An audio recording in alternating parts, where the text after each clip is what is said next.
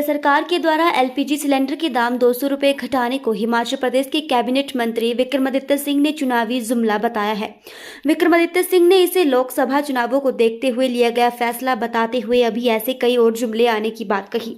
उन्होंने कहा कि चुनावों के मद्देनजर अभी और भी जुमले आएंगे।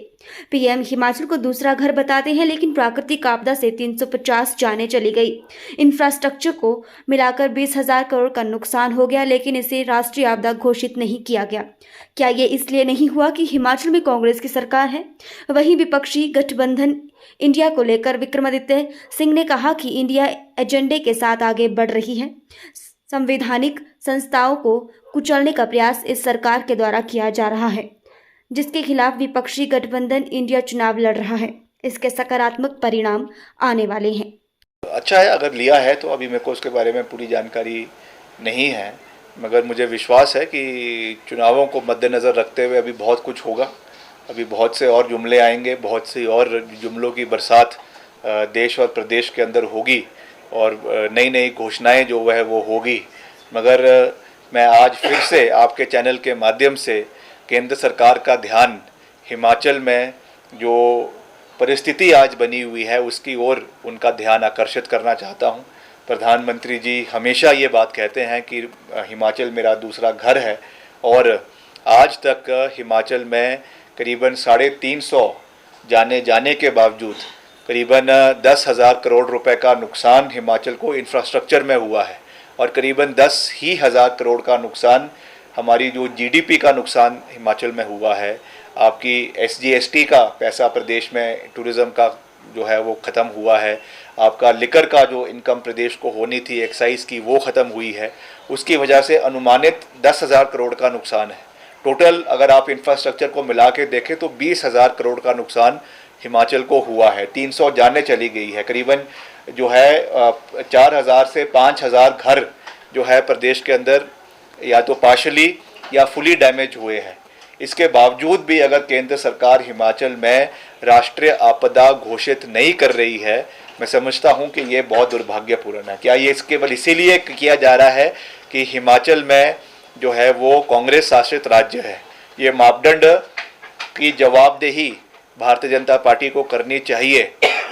जब वो उत्तराखंड में केदारनाथ में जो है वो राष्ट्रीय आपदा घोषित कर सकते हैं, जब वो गुजरात में जब हमारी सरकार थी हमने जो है वो आपके भुज में वहाँ पे राष्ट्रीय आपदा घोषित करी, तो यहाँ पे इतनी जाने के बावजूद, इतने घरों का नुकसान होने के बावजूद, इतनी सड़कों का नुकसान होने के बावजूद हिमाचल में राष्ट्रीय आपदा घोषित क्यों नहीं हो रही है?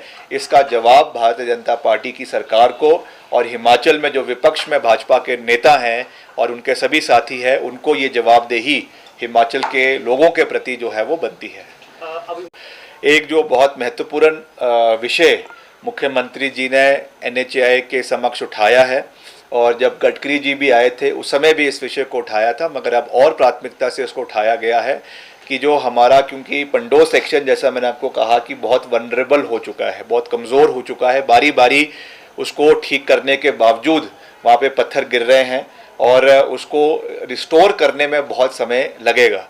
इसलिए एक लॉन्ग टर्म सोल्यूशन के लिए जो है वो आपके जिला मंडी के बरोड से लेकर जो आपका जोगिंदर नगर के पास पड़ता है छोटा बंगाल क्षेत्र में, वहाँ से लग वैली कुल्लू के अंदर जो है एक बुबू जोत टनल जो पहले भी प्रस्तावित थी, उसको सरकार ने फिर से प्रायोरिटाइज करके वो इस विषय को जो है वो मुख्यमंत्री जी ने उनके समक्ष रखा है। हमने भी उसमें अपना पूरा समर्थन दिया है ताकि इसको एनएचएआई के माध्यम से इस टनल को बनवाया जाए।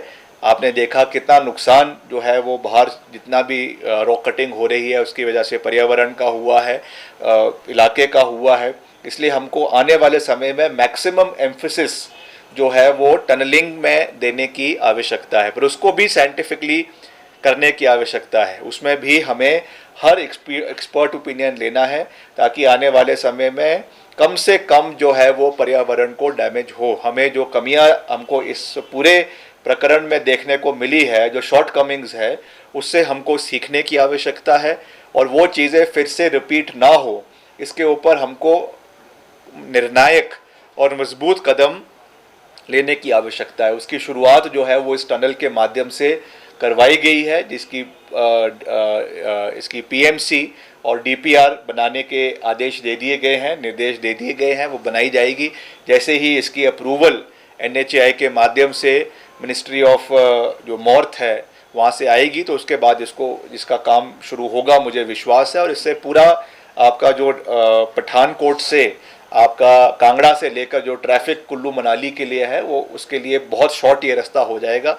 वैसे ही जो हमारी दूसरी जलोड़ी जोत की टनल है वो भी ऑलरेडी प्रोसेस में है, जो आपकी कुल्लू से रामपुर क्षेत्र को जोड़ता है, जो औट से होकर आती है, उसको भी फिर से रीप्रायोरिटाइज करके उसको भी हम प्राथमिकता पे उसको नेशनल हाईवे के समक्ष उठाएंगे, ताकि इन दोनों सड़कों से, इन दोनों टनल से जो है वो प्राथमिकता पे हमारा जो सेंट्रल हिमाचल है उसको जोड़ने का पूरा प्रयास जो है वो आने वाले समय में किया जा सके। दूसरा, जो क्योंकि पीछे बहुत नुकसान हमारे खास करके 4 लेनिंग के सड़कों को हुआ है, मैं भी पीछे पंडो में भी गया था, जहाँ पे जो वहाँ का कैंची मोड़ है वो पूरे तरीके से जो है वो बैठ गया है, और करीबन उसको बनने में अभी 2 महीने का समय लगेगा। और एनएचएआई के जो चेयरमैन हैं, आईएएस ऑफिसर है, वो भी जो है हिमाचल आए थे, उन्होंने भी वहाँ का निरीक्षण किया है। मैंने उनसे खास रूप से ये निवेदन किया कि आप जो है फिर से पूरा का पूरा जो आपका 4 लेनिंग का प्रोजेक्ट है उसको आप रिव्यू करें। जहाँ पे बन चुका है वो ठीक है, मगर जहाँ पे भी बनना है उसको हमें जो इसकी अलाइनमेंट्स है उसको रिव्यू करने की आवश्यकता है। जिस तरीके से फॉर्मेशन कटिंग आपकी पहाड़ों पे स्टीप जगहों पे 90 डिग्री पे हो रही है, उसको भी रिव्यू करने की आवश्यकता है। और चेयरमैन ने हमें ये विश्वास दिलाया है कि अब जो भी फॉर्मेशन कटिंग आपके एनएचएआई की होगी 4 लेन के लिए, वो 70 डिग्री से ज़्यादा नहीं होगी, 50 से 70 डिग्री के बीच में उसको रखा जाएगा, ताकि जो है वो वर्टिकल कटिंग आपकी स्टेप्स में हो, ताकि कम से कम नुकसान जो है वो आपके सड़कों को हो।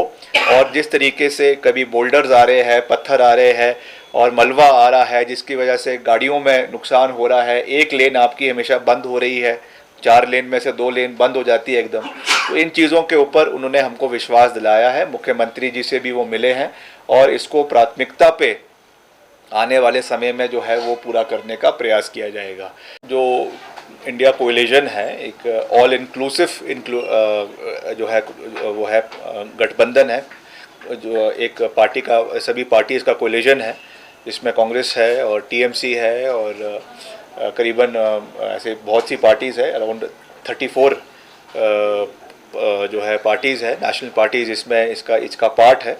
और मुझे विश्वास है कि सभी एक एजेंडे के साथ आगे बढ़ रही है कि जो आइडिया ऑफ इंडिया है, which is represented very much in the constitution, आज जिस तरीके से उसकी अवहेलना करी जा रही है, आज सभी संवैधानिक संस्थाओं को जो है दबाने की, उनको कुचलने का जो एक प्रयास वर्तमान सरकार के द्वारा किया जा रहा है, उस सोच के साथ एक कॉमन मिनिमम प्रोग्राम के साथ सभी दल इकट्ठे होकर उन्होंने चुनाव लड़ने का फैसला लिया है, जो बहुत ही सराहनीय है।